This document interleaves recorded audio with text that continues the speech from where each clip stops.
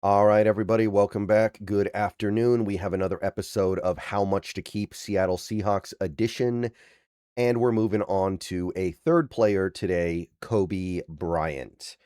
And the reason why I'm doing these three players first, K9, Woolen, and Coby, is because those are the three players that I could imagine the Seahawks using the franchise tag on.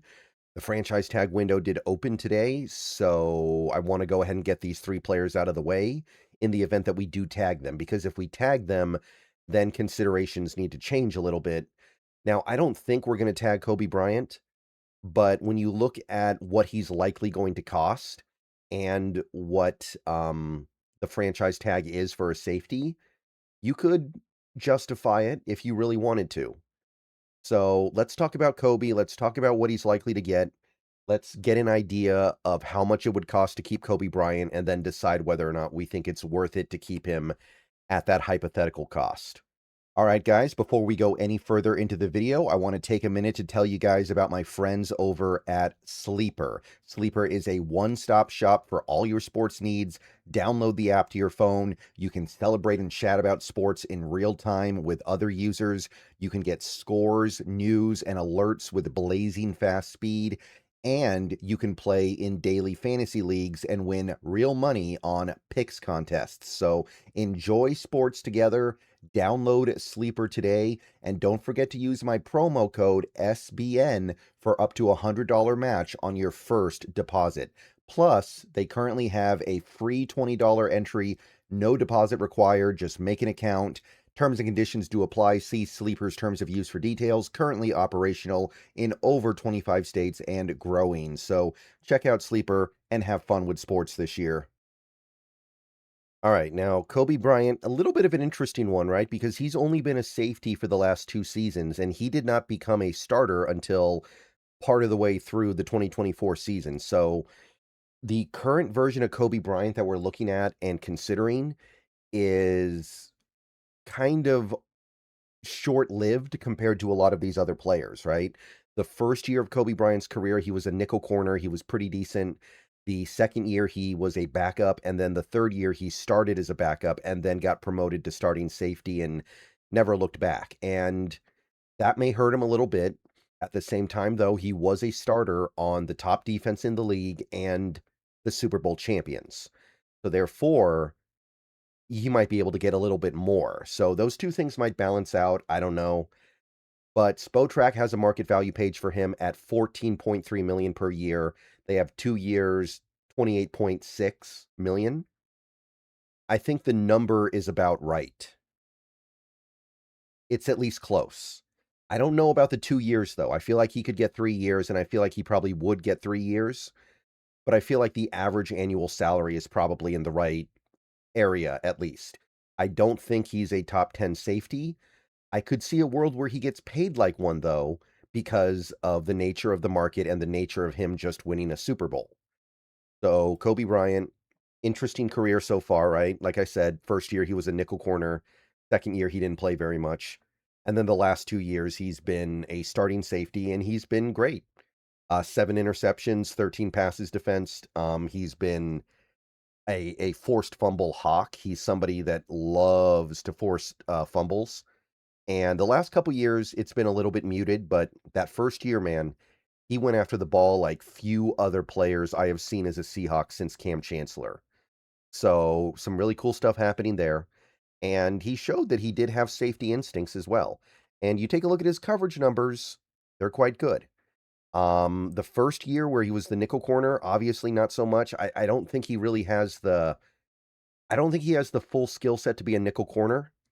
But these last 2 years as a safety, you've seen things get a lot cleaner and a lot better, and I think that even in the playoffs, for the most part, it carried over. I know that they technically gave him a touchdown in the Rams game, but to me, that shouldn't even really have been a touchdown on him because that was a pick play and nobody was anywhere close to the ball.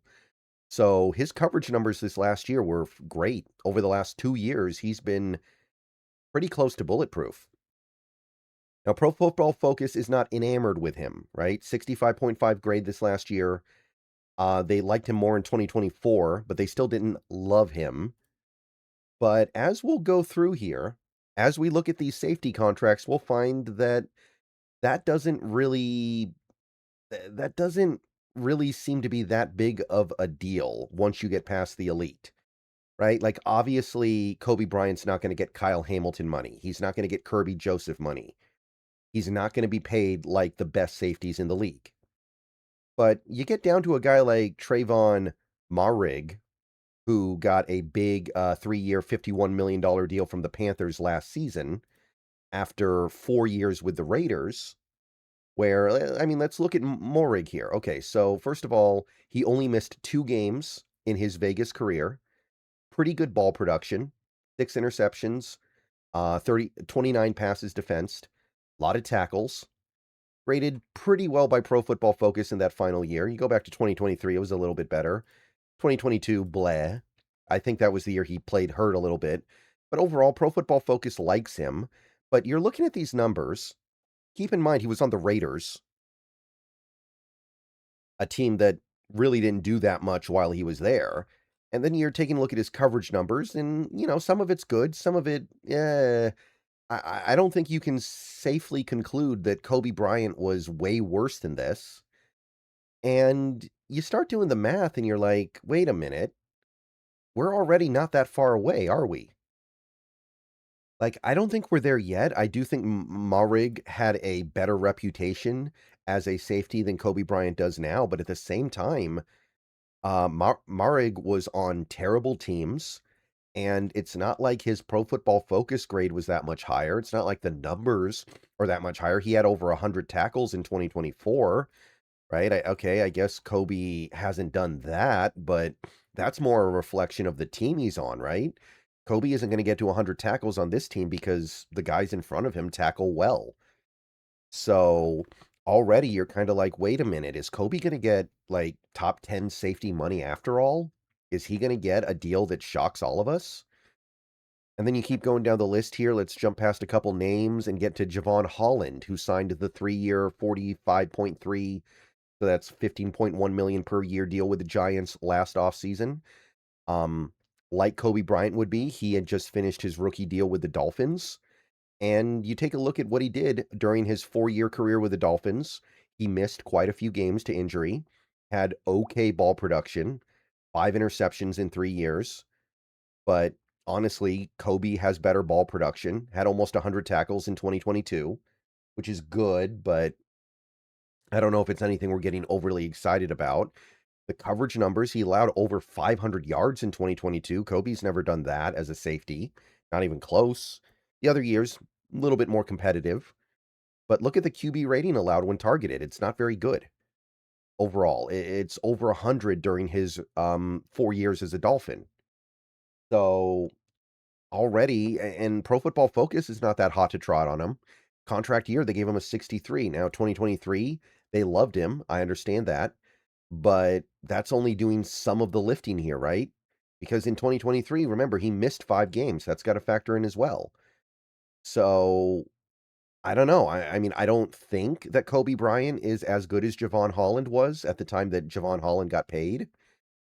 But at the same time, it's closer than you might have thought. We're already kind of in the area you would start really thinking about Kobe Bryant. What about Cam Bynum with the Colts, who got paid last year $15 million per year, 4 years, 60? Like, what about Cam Bynum? Had 4 years with Minnesota, like Kobe's had 4 years with us. Ball production's good. 8 interceptions, 28 passes defensed. So that's comparable, right? Had 137 tackles in 2023, which that's way better than anything Kobe's done, but I don't know if that's a reflection of him or a reflection of the defense that he was playing on. And the coverage numbers, he allowed almost 700 yards in coverage in 2023 for a safety. That's actually really bad. QB rating when targeted 2022, 123. So there are some problems here. His QB rating when targeted in Minnesota was about 100. So we have problems here that really kind of jump off the page. 13 missed tackles in 2023 as well, by the way. Pro Football Focus was kind of lukewarm on him his contract year, by the way. Now, 2023, they liked him more, but they still weren't in love, you know what I mean?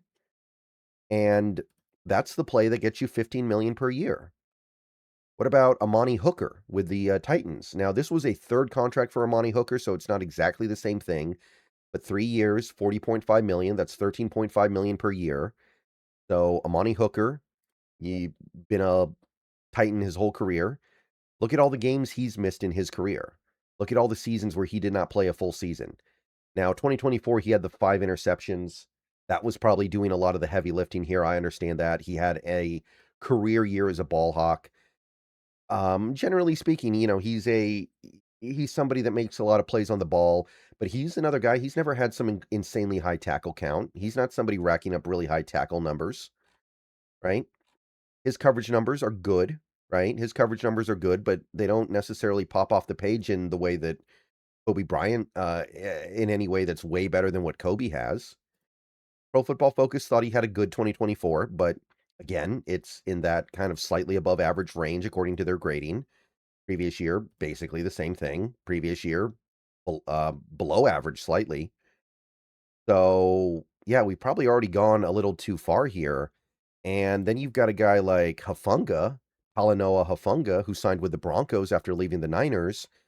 Now, obviously, Hufanga had the All-Pro year in 2022 where he was maybe the best safety in football, but we had 2 years after that to judge him where he missed 17 out of 34 games, had 3 interceptions, and 3 passes defense that whole time, and clearly had shown that he was not the same player that he was previously. So, Hufanga, coming off a 2-year run where he missed half his games and had not that great ball production, he got paid 3 years, 39 million. 13 million per year for kind of a gamble on a guy who had not looked the same. And look, the Broncos won the bet, right? He had a nice 2025. All-pro second team, over 100 tackles, didn't make any interceptions, but made a lot of plays on the ball. Now, but look at what Pro Football Focus thought of his 2024. They thought he was a below replacement level player, and they liked him in 2023, but they were not huge fans. They thought he was above average. And even 2022, the All-Pro year, they were not in love with what they saw from him. So I think we've kind of gone too far here, right? Hufanga was a gamble by the Broncos. I don't think Coby Bryant's a gamble. I think you know what you're getting with him. You're getting a good player. Maybe you're not getting a player who's going to look as good in a different defense, but you're getting something pretty good. So I look at all this and I'm like, why can't Coby Bryant get 15 million a year like Camryn Bynum got? Why can't he get a little more than 15 like Javon Holland got? I think that you're somewhere in there. I think it's going to be like 3 years, 45 million. So that's 15 million per year. Maybe you're going to go up to like 3 years, 46. So it's slightly more than Javon Holland. And I imagine that somebody's going to be willing to offer that for a guy who just won a Super Bowl ring and was a good part of that Super Bowl defense. And as a Seahawks fan, do I want to match that hypothetical deal? No, I don't think so. I like Coby Bryant, but I don't think I'm going to be paying a safety big money right now. If I'm paying a safety big money, I want it to be somebody like Nick Emanwari, who is a utility player. I don't want to pay a straight up safety this kind of money. Coby Bryant to me feels replaceable.